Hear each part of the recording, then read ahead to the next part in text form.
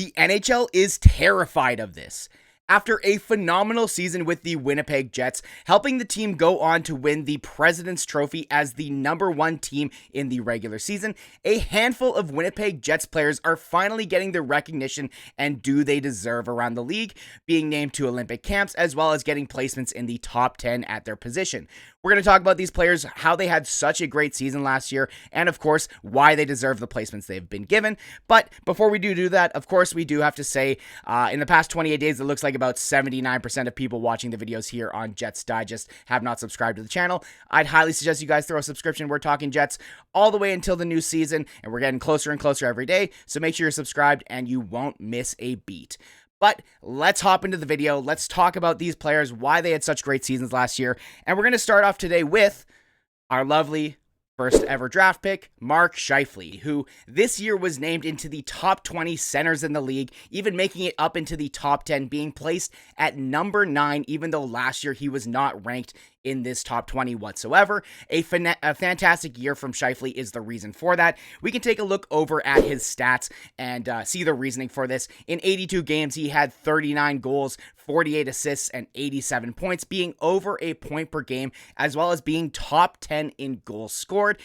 He just had a fantastic year. The line that he had of him, Kyle Connor, and Gabe Vilardi, all three of them had great years. We're going to talk about Kyle Connor later on in this video, but just to return to the list here, we can take a look at the players who ranked above him. Of course, you do have Connor McDavid, Nathan MacKinnon, Leon Draisaitl, Barkov, Crosby, Eichel, Matthews, Braden Point, Mark Scheifele, and then at number 10 is Nick Suzuki. And for Mark Scheifele's placement here, I think that this is a great spot for him.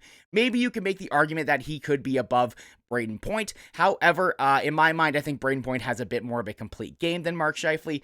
But regardless, that's neither here nor there. I'd be happy if either of these guys were on our team. And of course, Scheifele is our #1 center.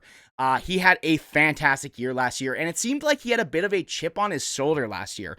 If you take a look at the at his points scored since December 5th, on December 4th, the roster for the Four Nations Face-Off for Team Canada was revealed. Mark Scheifele notably was left off of this list.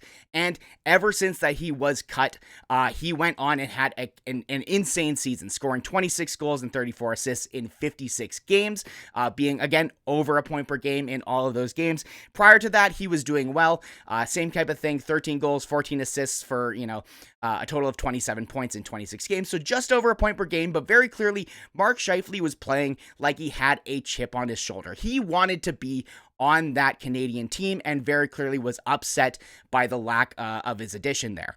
Another player, in regards to talking about, Team Canada, of course, we do have the Olympics coming up this next year in Italy. And luckily, Mark Scheifele as well as Josh Morrissey were both selected to go to the Olympic camp for Team Canada. It makes a ton of sense that Scheifele is going to be there. Like I said, had an incredible year last year, was top 10 in goals, and frankly, it was ridiculous that he was left off that team in the first place. And, we can talk about Josh Morrissey now. We can kind of shift over to him.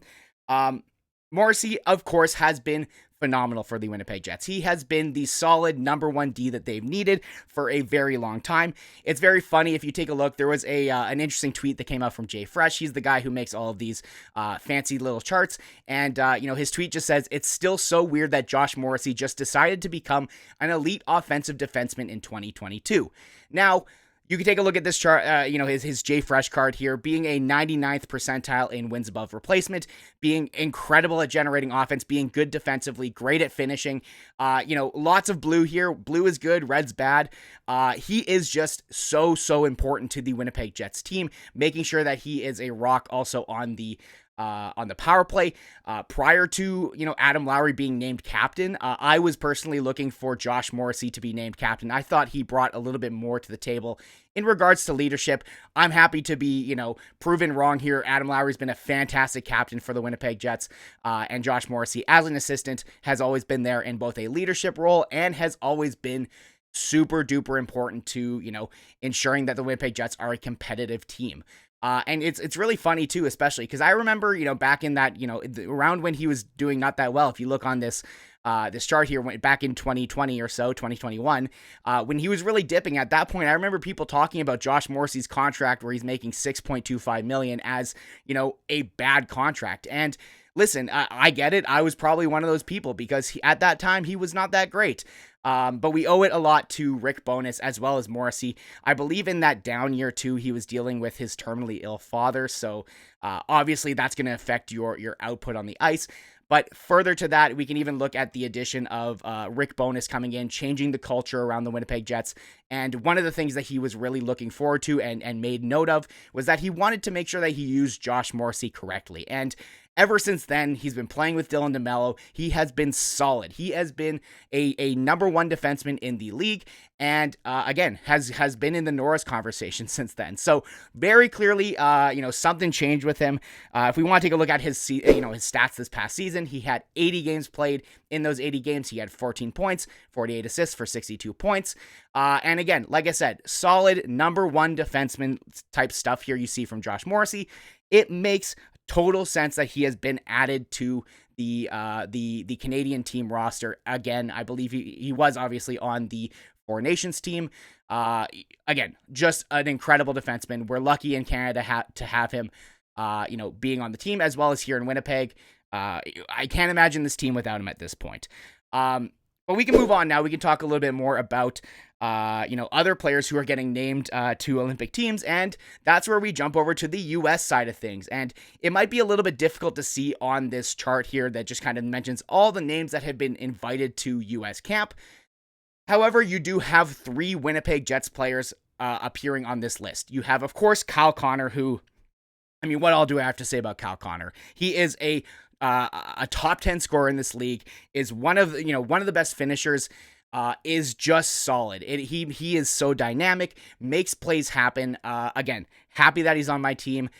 Interesting contract situation. That's a whole other conversation, but we can take a look at his stats this past year. 82 games, 41 goals in those 82 games. He's scoring a goal every other game. Come on, guys. Like, this guy is a stud. He's doing fantastic with the Winnipeg Jets. It makes total sense that he is going to the U.S.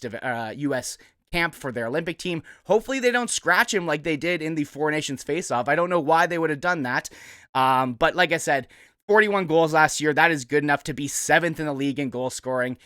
This guy is a stud. He's fantastic. Again, the conversation with his contract is a whole other story, but, if the Winnipeg Jets are trying to win a cup right now, this guy is helping them get to that point. And we can even look over at the other addition. Let's go back to that chart. We had, on defensive side of things, Neil Pionk, which for me was a very interesting add here. Pionk had a very resurgent season with the Winnipeg Jets. A lot of that, I think, has to do with playing with Dylan Samberg, who is also an American, and it's also very interesting that he, wasn't included in this list. But like I said, it was surprising for me to see Neil Pionk here, regardless. But if Pionk's there, I would say that Samberg should be there. And also, considering the fact that the U.S. has a lot of skilled defensemen, I would expect them to not really need a player like Pionk, who is more of an offensively minded guy, and would probably want more, not necessarily stay at home, but guys who can, be big in front of the net and separate, things that Dylan Samberg does. But regardless, when we talk about Neil Pionk, like I said, he had a phenomenal year last year. Score in a total of 69 games. He had 10 goals scored, 29 assists, 39 points. He was super duper important to the Winnipeg Jets in the playoffs, especially in that Game 7 when obviously Josh Morrissey goes down with an injury in the middle of that game. We all know the Manitoba Miracle that happened, the Jets coming back and, winning the series against the St. Louis Blues.